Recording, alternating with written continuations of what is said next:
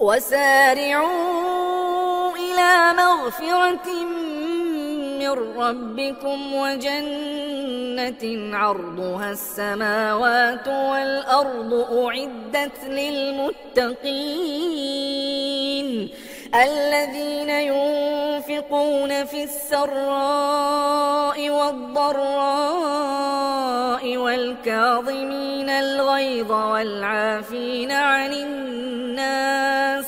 والله يحب المحسنين والذين إذا فعلوا فاحشة أو ظلموا أنفسهم ذكروا الله فاستغفروا لذنوبهم ومن يغفر الذنوب إلا الله ولم يصروا على ما فعلوا وهم يعلمون أولئك جزاؤهم مغفرة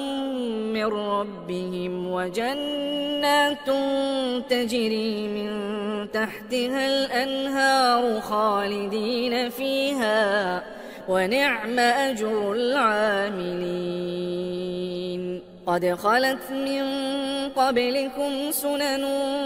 فسيروا في الأرض فانظروا كيف كان عاقبة المكذبين هذا بيان للناس وهدى وموعظة للمتقين ولا تهنوا ولا تحزنوا وأنتم الأعلون إن كنتم مؤمنين إن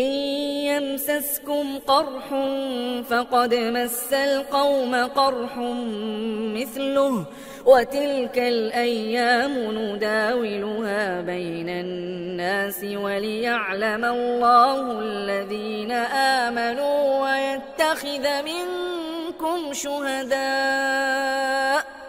والله لا يحب الظالمين